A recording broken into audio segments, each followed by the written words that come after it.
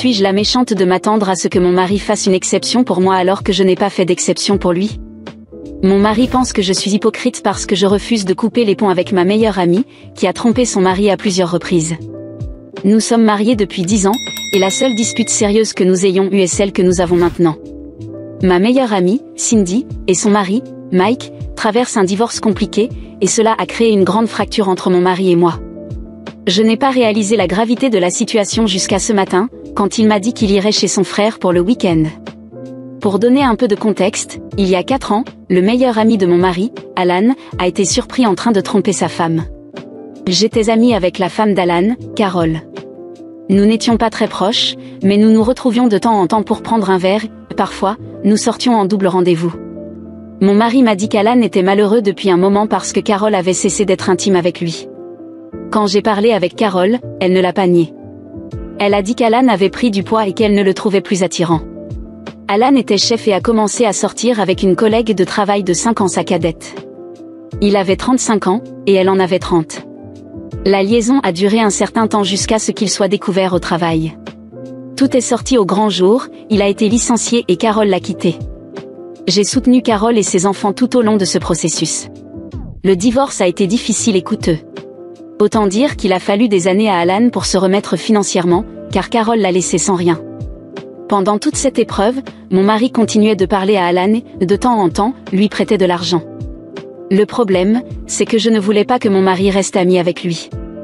Je lui ai dit que si cette amitié continuait, nous aurions des problèmes. Après plusieurs discussions, j'ai finalement imposé ma volonté, et il a accepté de couper les liens avec Alan.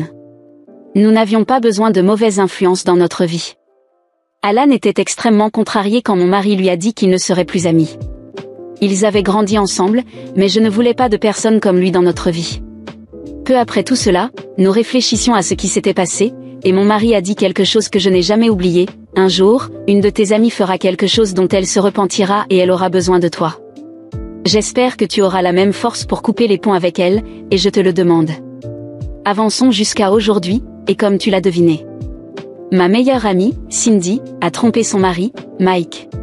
Mike travaillait dans l'industrie et a été licencié. Finalement, il a trouvé un nouvel emploi, mais avec un salaire beaucoup plus bas, et l'argent était serré pour eux. Cindy a trouvé un travail de barista et, selon elle, un de ses clients réguliers était un jeune agent immobilier qui la courtisait et l'invitait constamment à sortir. Il lui donnait des pourboires de $100 plusieurs fois par semaine, en sachant qu'elle était mariée. Finalement, Cindy a cédé et a commencé à le voir régulièrement pendant ses jours de congé, tandis que Mike travaillait. Comme elle avait déjà commencé une liaison, elle s'est laissée complètement emporter et a commencé à sortir avec un autre homme aussi. Le gars du restaurant qui lui donnait des pourboires était une relation à la fois émotionnelle et physique, tandis que les 3 autres hommes avec qui elle sortait étaient des aventures purement physiques. Elle m'a dit qu'elle se sentait toujours coupable et qu'elle savait que c'était mal, mais qu'elle ne pouvait pas s'arrêter. Elle a dit que l'intimité avec le gars du restaurant était quelque chose qu'elle n'avait jamais expérimenté avec Mike, qu'elle se sentait désirée et qu'elle voulait revivre cela. Ils ont été découverts quand sa fille aînée est rentrée de l'école plus tôt parce qu'elle ne se sentait pas bien. Cindy était occupée avec son amant. Elle n'a pas vu le message de sa fille, et la fille les a surpris. La fille l'a raconté à Mike. Mike a été dévasté, et il divorce. La famille a pratiquement mis Cindy de côté et ne veut plus rien avoir à faire avec elle pour le moment. Moi et quelques amis l'avons soutenue tout au long de ce processus. Je dois dire que je reconnais que ce qu'elle a fait est terrible. Cependant, mon mari profite de cette situation pour exiger que je coupe complètement les liens avec elle, tout comme je l'avais fait pour lui il y a 4 ans. Il dit que nous n'avons pas besoin de tricheurs opportunistes dans nos vies. Je lui ai expliqué que c'était différent, que les problèmes entre Mike et Cindy sont plus complexes, et qu'elle ressent un véritable remords et veut reconquérir sa famille. Il dit qu'il se fiche des problèmes ou des sentiments de Cindy, et qu'il a fait un sacrifice pour moi il y a des années en coupant un de ses amis les plus proches, et que maintenant, je dois faire la même chose pour lui. Je lui ai dit que je ne le ferais pas et qu'il était mesquin et vindicatif, sachant que les situations sont complètement différentes. Ce matin, il m'a dit qu'il irait chez son frère pour le week-end. Il a dit qu'il se sentait trahi. Honnêtement, je ne comprends pas pourquoi il se sent ainsi. Je n'ai jamais imaginé que les choses en arriveraient là. J'étais stupéfaite quand il a fait ses valises et m'a dit qu'il allait passer le week-end chez son frère. Cela me paraissait une réaction complètement exagérée. Après tout, nous parlons d'une amitié, quelque chose de bien plus important que n'importe quel autre détail. Mais à chaque discussion, il semblait ne pas comprendre la différence entre la situation d'il y a 4 ans et celle que nous vivons actuellement. Alors, je pense que je dois être plus claire sur les raisons pour lesquelles j'ai raison. Tout d'abord, Alan n'était pas une bonne personne. Je ne l'aimais déjà pas avant toute cette histoire d'infidélité. Il avait toujours ce côté arrogant, comme s'il était le maître du monde, et je pensais sincèrement qu'il méritait de tout perdre. Il a été surpris sur son lieu de travail avec sa maîtresse, et qui fait ça ? Je veux dire, c'était pratiquement un cliché de mauvais film. Et, en plus, je ne pense pas qu'Alan se soit vraiment repenti. Il était juste triste parce qu'il avait perdu son travail et tout le reste. Il n'a jamais montré de véritable remords pour ce qu'il a fait à Carol. Je savais qu'il ne changerait pas. Maintenant, Cindy. Cindy, c'est différent. Elle a été poussée par les circonstances. Mike a perdu son travail, l'argent s'est fait rare, et elle a dû se débrouiller pour faire vivre la maison. Travailler comme barista, ce n'est pas facile, tu sais. Ce pourboire de $100 que le client du restaurant lui donnait faisait toute la différence.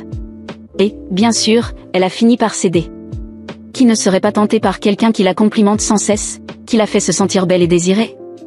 Elle m'a dit de nombreuses fois qu'elle ne voulait pas faire ça, mais qu'elle s'est laissée emporter parce qu'elle se sentait seule et malheureuse dans son mariage. Et, pour moi, cela fait toute la différence. Ce n'est pas une mauvaise personne, elle s'est juste perdue en chemin. Je sais que mon mari pense que c'est la même chose, mais ce n'est pas le cas. Il ne comprend pas la pression que représente le fait d'être une femme, la façon dont la société attend de nous que nous soyons toujours belles, confiantes, et en plus, de bonnes mères et épouses. Il ne voit pas que Cindy voulait juste se sentir un peu vivante, après des années passées à traîner dans un mariage qui avait perdu sa magie. Elle est une victime des circonstances, et non une opportuniste comme Alan. Je sais, on dira que je défends Cindy parce que nous sommes amis, mais ce n'est pas vrai. Je vois simplement des nuances qu'il ne voit pas. Pendant qu'il ne voit qu'une infidèle, moi, je vois la douleur et la confusion derrière chacune de ses décisions. Bien sûr que ce qu'elle a fait est mal, mais personne ne prend en compte à quel point elle a souffert au fil des années. Mike a aussi sa part de responsabilité, après tout, il s'est laissé aller, il a laissé leur situation financière se détériorer, tandis que Cindy portait seule le fardeau de faire tourner la maison. Elle a toujours voulu plus, mais lui ne faisait simplement pas d'efforts pour changer.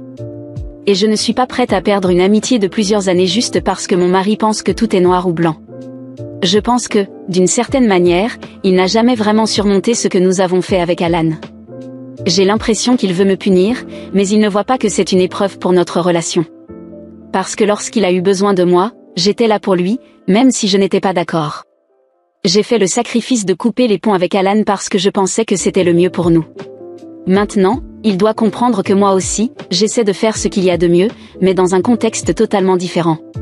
Et il refuse simplement d'accepter cela. Il dit que je choisis Cindy plutôt que notre mariage, mais bien sûr que ce n'est pas ça. Je ne veux juste pas abandonner mon ami au pire moment de sa vie, comme nous l'avons fait avec Alan. Et, honnêtement, Mike n'est pas un saint non plus. Lui aussi a traversé des moments difficiles et n'a réussi à s'en sortir que parce que Cindy était à ses côtés. Et maintenant qu'elle a fait une erreur, il veut simplement la jeter. Je ne peux pas être cette personne. Je ne peux pas être froide à ce point, comme il voudrait que je le sois. La vérité, c'est que je pense être la plus juste dans cette situation. Je vois les nuances, je vois les erreurs, mais je vois aussi le remords et la douleur. Et je pense que c'est quelque chose qu'il devrait respecter en moi, cette empathie. Je ne comprends pas comment il peut vouloir que je coupe les ponts avec une amie comme Cindy, qui a été là pour moi dans tant de moments difficiles. Oui, elle a fait des erreurs, mais nous en faisons tous, non ? Il pense qu'il est le héros de la moralité, mais il ne réalise pas qu'il est mesquin et inflexible. Je lui ai expliqué tout cela avant qu'il ne parte, mais il ne cessait de répéter qu'il se sentait trahi, comme si c'était une compétition pour savoir qui avait fait le plus de sacrifices dans notre mariage. Je sais qu'il pense qu'il a raison, mais pour moi, ce n'est pas si simple. Et je pense qu'il devrait être reconnaissant d'avoir une femme qui ne voit pas le monde de façon si simpliste et qui essaie d'être juste avec tout le monde, y compris avec lui. J'espère seulement que, lorsqu'il aura pris du recul et qu'il reviendra de chez son frère, il verra que tout cela n'est qu'un grand malentendu. Je ne veux pas perdre mon mariage, mais je ne peux pas non plus être forcée à tourner le dos à une amie. Peut-être qu'avec le temps, il comprendra qu'au fond, j'avais raison, que je voulais simplement être une personne juste. Et qui sait, peut-être qu'il regrettera même de m'avoir mise dans une telle situation. Après tout, lui aussi devrait apprendre à pardonner, non ? Quand il est revenu de la maison de son frère, j'ai ressenti un frisson dans le dos.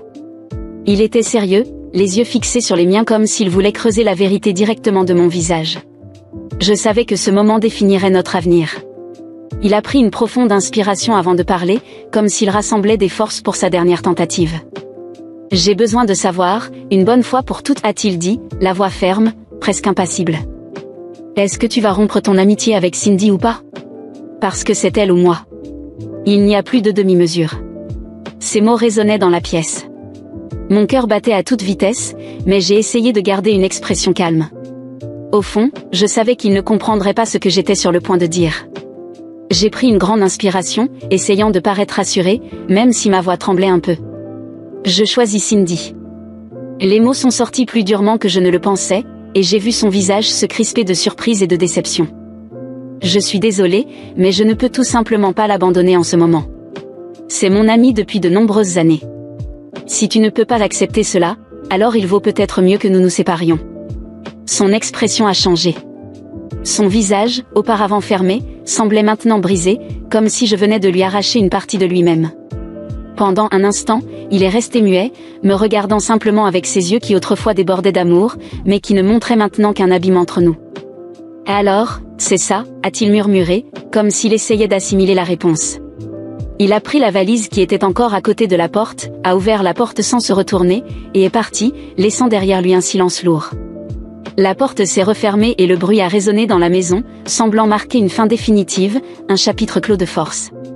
Dans les jours qui ont suivi, j'ai essayé de me convaincre que j'avais fait le bon choix. Je me répétais que j'étais juste, que je ne pouvais pas abandonner Cindy comme il le souhaitait. Après tout, elle était dans un moment de vulnérabilité, en tant qu'amie, c'était mon devoir de rester à ses côtés. Mais, chaque nuit où je me couchais seule, les draps froids, je me demandais si j'avais vraiment pris la bonne décision. Pendant ce temps, j'ai remarqué que Cindy commençait à s'éloigner. Elle, qui avant m'appelait tous les jours pour chercher du réconfort et se confier, prenait maintenant beaucoup de temps à répondre à mes messages, et quand elle le faisait, elle semblait toujours pressée, comme si quelque chose de plus important la préoccupait. Au début, j'ai pensé que c'était seulement le stress du divorce compliqué avec Mike, mais ses excuses devenaient de plus en plus vagues. Je suis concentrée sur les papiers du divorce, j'essaie d'organiser la vie des enfants, c'est une période compliquée. J'essayais d'être compréhensive, mais quelque chose ne collait pas. Les semaines ont passé, et une sensation de malaise a commencé à m'envahir. J'essayais d'ignorer ce pincement au cœur, me persuadant qu'elle avait juste besoin d'espace. Jusqu'à ce qu'un jour, une amie commune me propose de prendre un café. Elle semblait nerveuse, remuant sans cesse sa tasse, évitant de croiser mon regard. Je lui ai demandé ce qui se passait, pensant que c'était peut-être quelque chose lié au divorce de Cindy et Mike. Mais la vérité qui sortit de sa bouche me frappa comme un coup de poing à l'estomac. « Nelia, je ne sais pas comment te dire ça, mais je pense que tu as besoin de le savoir. Cindy est ton exemple, ils sont ensemble. » Pendant un instant, j'ai ri, pensant que c'était une sorte de mauvaise blague. Mais l'expression sérieuse de mon ami m'a fait comprendre que ce n'était pas une plaisanterie. J'ai senti le café se retourner dans mon estomac, et un frisson glacé s'est emparé de tout mon corps. « C'est impossible » qu'ai-je répondu, la voix vacillante. « Cindy ne ferait jamais ça. Nous sommes amis depuis des années. Je l'ai choisie, j'ai mis fin à mon mariage pour la soutenir. Elle sait ce que cela signifiait pour moi. » Mon ami se mordit la lèvre inférieure, semblant hésiter avant de me donner plus de détails. Moi aussi, j'ai été surprise, mais je les ai vus de mes propres yeux. Ils étaient ensemble dans un restaurant ce week-end, et ils ne semblaient pas être juste des amis. Ils étaient proches, Nelia. J'ai pensé que tu devais le savoir avant de l'apprendre par quelqu'un d'autre. Je me suis levée, abasourdie, ne sachant pas quoi faire ni où aller. Je suis rentrée chez moi avec les mots de mon ami résonnant dans ma tête. Je ne pouvais pas y croire, je ne voulais pas y croire. Cindy, la personne pour laquelle j'avais tout sacrifié, était maintenant avec mon ex-mari? Cela n'avait aucun sens. Elle savait ce que j'avais sacrifié pour elle, elle savait que je l'avais perdu lui pour être à ses côtés. J'ai passé des heures devant le téléphone, les mains tremblantes en composant son numéro et celui de mon ex à plusieurs reprises. Mais les appels allaient directement sur la messagerie. Dans les jours qui ont suivi, j'ai envoyé des messages, des emails, j'ai même essayé de les chercher dans les lieux que nous fréquentions autrefois ensemble. Mais rien. Ils avaient disparu de ma vie, comme s'ils avaient décidé d'effacer toute trace de notre amitié et de mon ancien mariage. Et chaque silence, chaque message ignoré, était un coup porté à mon orgueil et à ma confiance. C'était une torture de voir ma vie s'effondrer 2 fois, d'abord, avec le départ de mon mari à cause d'un choix que je croyais juste, et maintenant, avec la trahison silencieuse de Cindy. Je me noyais dans un sentiment d'humiliation et de colère. Comment avait-elle pu me faire ça? J'étais prête à pardonner ses erreurs, à lui donner une chance de se racheter, et en retour, elle se mettait avec la personne que j'avais perdue pour être à ses côtés. Les gens autour de nous ont aussi commencé à s'éloigner de moi. Peut-être qu'ils pensaient que j'étais aveugle, que je méritais cette tournure des événements pour avoir choisi une amie qui, au final, ne pensait qu'à elle-même. Et moi? Je voulais encore croire que tout cela n'était qu'un malentendu, que peut-être elle avait une explication qui rendrait tout cela logique. Mais la réalité était trop dure pour être ignorée. J'étais seule, trahie par la personne que j'avais juré de protéger. Allongée dans mon lit une nuit, les larmes coulant sur mon visage, une amertume profonde m'a envahie. Je me suis rappelé les mots de mon ex-mari lorsque nous avions décidé de couper Alan de notre vie. Un jour, l'une de tes amies fera quelque chose dont elle se repentira et elle aura besoin de toi. J'espère que tu auras la même force pour rompre les liens avec elle. L'ironie du destin m'a frappé de plein fouet. J'avais sacrifié ce qui était le plus précieux pour moi pour une amitié qui, en fin de compte, ne valait rien. Peu à peu, j'ai réalisé que ce n'était pas seulement la douleur de la trahison qui m'étouffait, mais la certitude que j'avais moi-même creusé ce trou dans lequel je me trouvais. J'avais échangé un amour qui m'avait soutenu pendant des années contre une illusion de loyauté qui n'existait pas. Maintenant, il ne restait plus que le vide, et une question qui martelait mon esprit, sans relâche, est-ce que j'ai été une vraie idiote ?